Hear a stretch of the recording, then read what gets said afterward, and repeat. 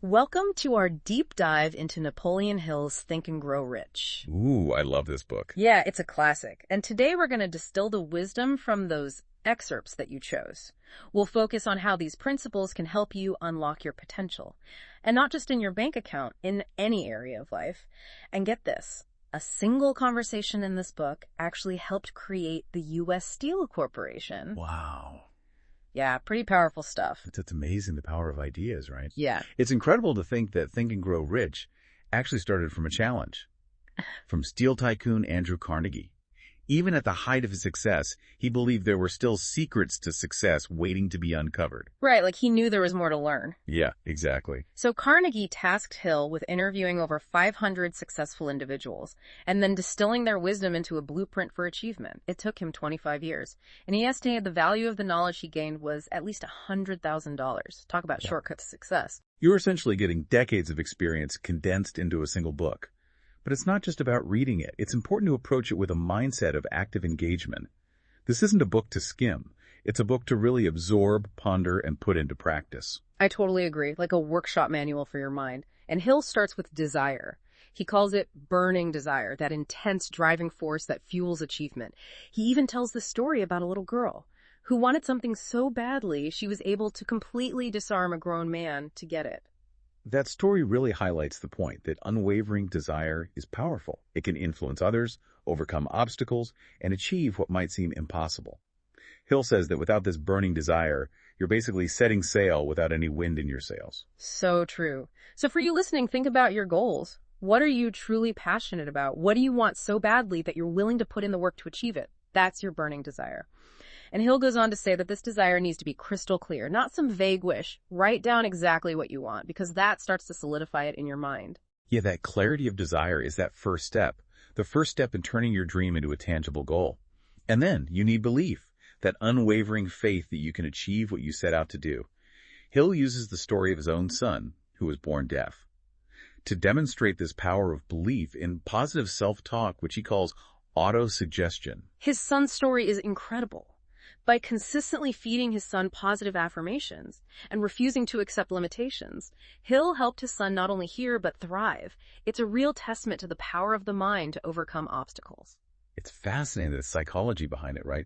Repeating these affirmations, even if we don't believe them at first, can actually reprogram our subconscious beliefs. Right. Our mind begins to accept these statements as true, and that influences our actions and ultimately our results. Yeah, so powerful. So thinking about you again, what limiting beliefs might you be holding on to? Those subtle thoughts that whisper you can't or you're not good enough, because until you identify and challenge those beliefs, they'll hold you back. Absolutely. Yeah. And once you have that burning desire and that strong belief, Hill emphasizes the importance of specialized knowledge. General knowledge is great, but to achieve real success, you need organized, directed knowledge in a specific field.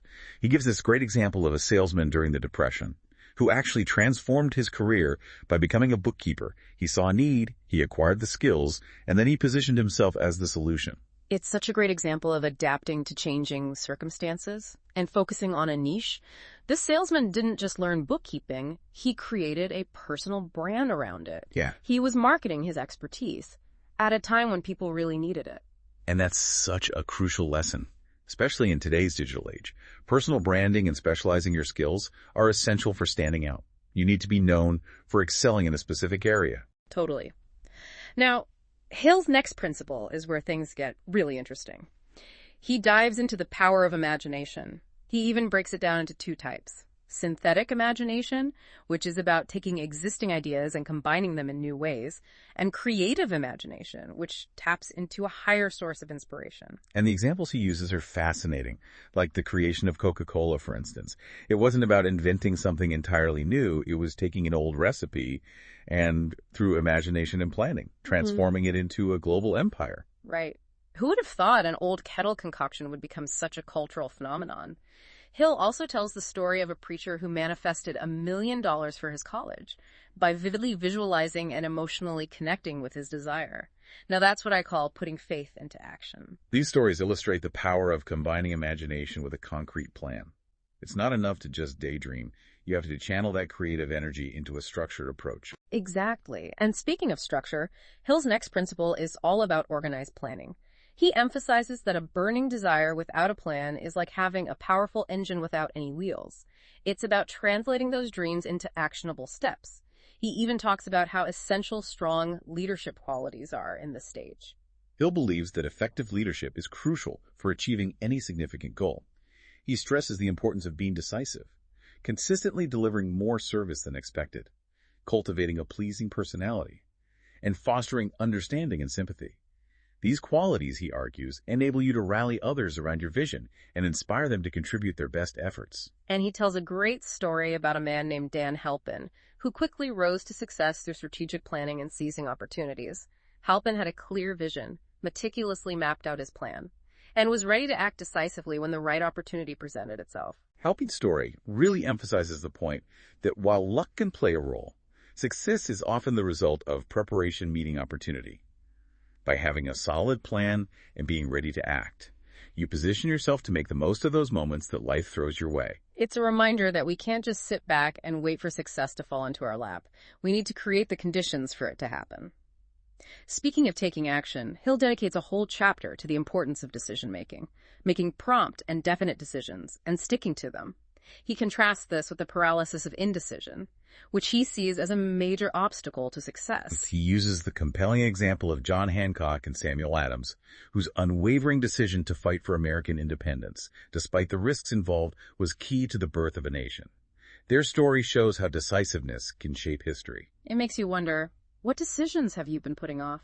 What could you achieve if you committed to a course of action and moved forward with confidence? It's so easy to get caught up in overthinking and second-guessing. But Hill argues that taking action, even if it's not perfect, is far more effective than staying stuck in indecision.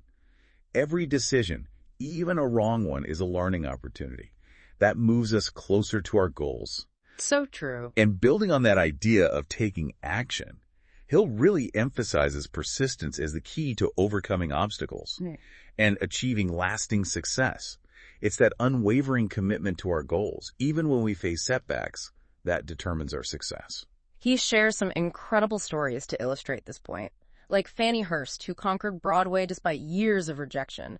Imagine the dedication to keep writing and submitting work even when the doors kept closing. Oh, absolutely. A classic example of that never-give-up spirit. She refused to let rejection define her or her dreams. She kept honing her craft, believing in her vision, and her persistence paid off. And then there's Kate Smith, who faced so many obstacles on her path to becoming one of the highest-paid performers of her time. Wow. Yeah, for years she sang for free, just relentlessly pursuing her passion. And finally, her talent and determination were recognized. Both Hurst and Smith's stories really highlight a crucial insight.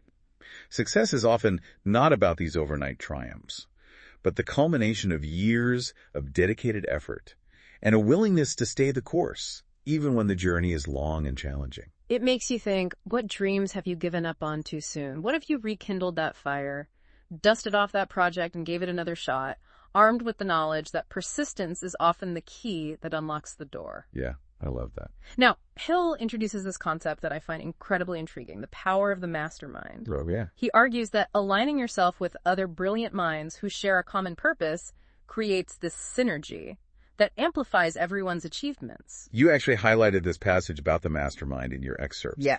So clearly this idea resonated with you. Absolutely. It really stood out to me. So let's explore why it's so powerful. Hill uses the example of Henry Ford, surrounding himself with innovators like Thomas Edison, Harvey Firestone, forming this powerhouse of collective intelligence. Ford understood that his success wasn't just his own brilliance. It was the collaboration, the shared vision, and the support of his mastermind group. That helped him achieve those groundbreaking innovations. It makes you think about the people you surround yourself with, right? Are they supporting your growth, challenging you to think bigger? Are they celebrating your successes and offering encouragement during setbacks? Choosing your mastermind group wisely is crucial. These are the people who inspire you, challenge you, and hold you accountable. So true. Now, from the power of collaboration, Hill delves into the power within, the subconscious mind. Okay. He describes it as a powerful force that can be programmed for success by consistently feeding it positive thoughts and beliefs. This connects back to the principles we discussed earlier: desire, belief, autosuggestion. Right, it all ties together. By consciously choosing to focus on positive affirmations and visualizing those desired outcomes, we can influence our subconscious mind and create those conditions for success. It's like planting seeds in fertile ground. If we sow seeds of doubt and fear, we reap a harvest of limitations. But if we plant seeds of belief and possibility, we open ourselves up to achieving our full potential. Hill even suggests that we can access a sixth sense, or creative imagination, by tapping into the power of our subconscious. Think of it like your inner compass, guiding you towards those innovative solutions and creative ideas. I like that. He'll share some captivating stories of individuals who achieved extraordinary results by accessing this higher level of intuition and creativity. He even talks about Dr. Elmer R. Gates' method for stimulating creativity through isolation, concentration, and deliberate use of the imagination. It's like we all have this hidden wellspring of inspiration within us, just waiting to be unlocked. Yes. And one of the keys, according to Hill, is to understand and manage our fears. He dedicates a whole chapter to analyzing the 6 basic fears: poverty, criticism, ill health, loss of love, old age, and death. He argues that understanding these fears and developing strategies for overcoming them is essential for achieving lasting success. And one of his most powerful points is that decision-making is the antidote to fear and worry. When we make a clear decision, even if it's scary, we shift from paralysis to empowerment. He even uses the anecdote of a condemned man calmly accepting his fate to illustrate this power of decision to bring peace of mind. Wow, that's a powerful image. That story really drives home the point that often the fear itself is more debilitating than the thing we actually fear. When we make a choice, we reclaim our power and move from fear to action. And speaking of action, Hill talks a lot about opportunities for success, particularly in America. Right. He acknowledges that some people criticize capitalism and point to its flaws. Yes. But he also highlights how America's system of free enterprise has created so much wealth and opportunity. He believes that while there will always be challenges, anyone willing to work hard, provide valuable service, and persist can achieve success. He cautions against the get-rich-quick mentality, though, or trying to manipulate the system without contributing anything of value. Right. He emphasizes that true wealth comes from creating something useful, providing a needed service, and contributing to society in a meaningful way. He even connects the economic downturn of the Great Depression to a collective fear of poverty and a shift away from those principles of hard work and value creation. It's like the mass psychology of scarcity actually contributed to the scarcity itself. It makes you wonder, how do our individual beliefs and actions contribute to the larger picture? If we each embrace those principles of hard work, creativity, and service, could we create a more prosperous and abundant society? Hill seems to think so. He believes that individual initiative, coupled with a strong work ethic and a focus on creating value, is the foundation for a thriving economy. And he ties this back to the importance of decision-making, using the example of John Hancock and Samuel Adams, and their decision to fight for American independence. Right, their resolute commitment to their vision, even when the odds were against them, led to the birth of a nation. It highlights that power of a definite purpose and the willingness to make bold decisions. That's a powerful message. Hill argues that having a definite purpose, a clear vision of what you want to achieve, is the starting point for all achievement.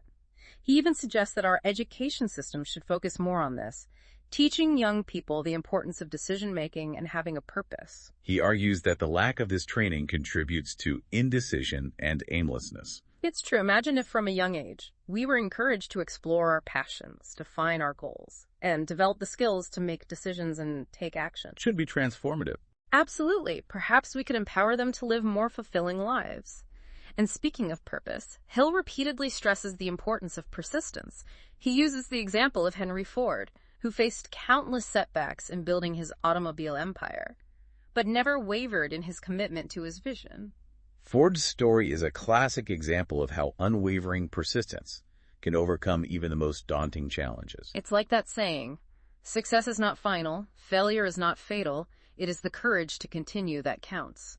I love that quote. Hill also emphasizes the power of the subconscious mind again, arguing that we can program it for success by feeding it positive thoughts and beliefs. This connects back to his principles of desire, faith, and autosuggestion. Right. By consistently choosing those positive affirmations and visualizations, we create a mental environment that supports our goals. Exactly. And this leads to one of Hill's most intriguing and perhaps controversial concepts, sex transmutation. Yeah, it's important to understand this concept within the historical context.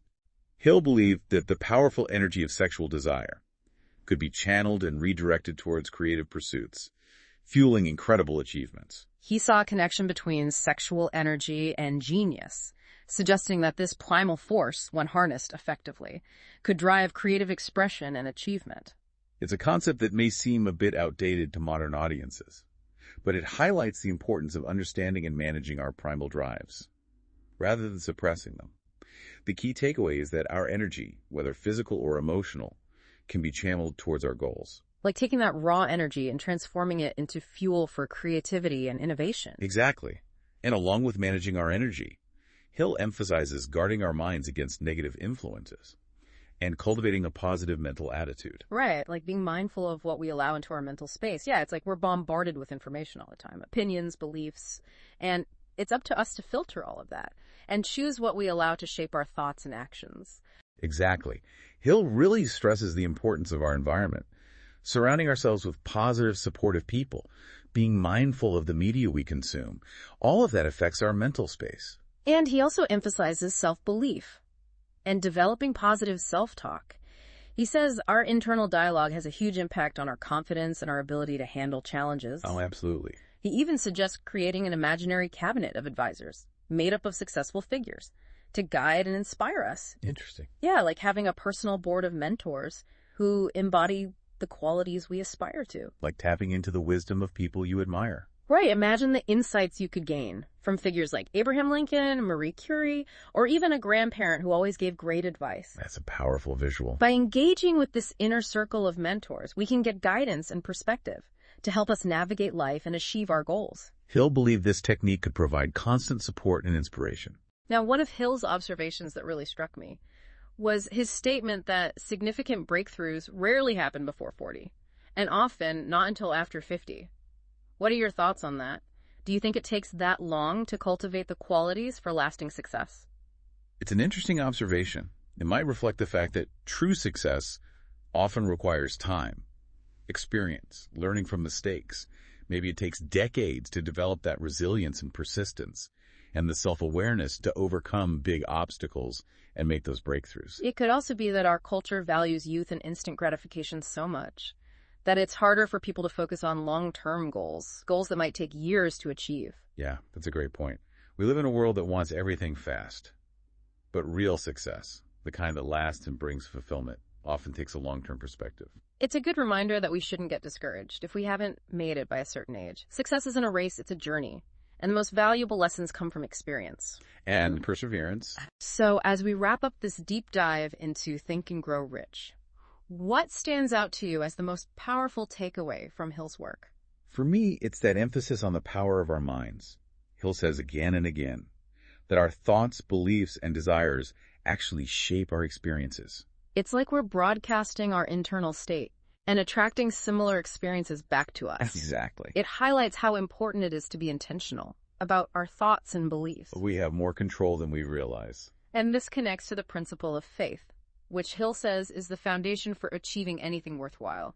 He defines faith as a deep belief in ourselves and our ability to reach our goals. He even says we can develop faith by repeatedly affirming our beliefs and acting as if we already have what we want. Like building a muscle. The more we use it, the stronger it gets. Exactly. And as our faith grows, so does our confidence and our ability to overcome challenges.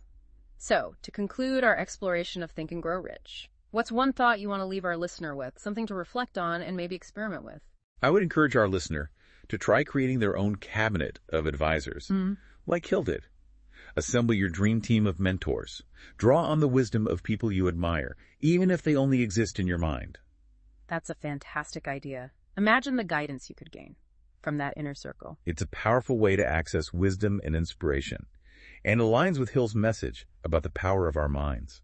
And with that, we wrap up our deep dive into Napoleon Hill's Think and Grow Rich. We encourage you to revisit this book with a fresh perspective. Remember, the power to create the life you want is within you.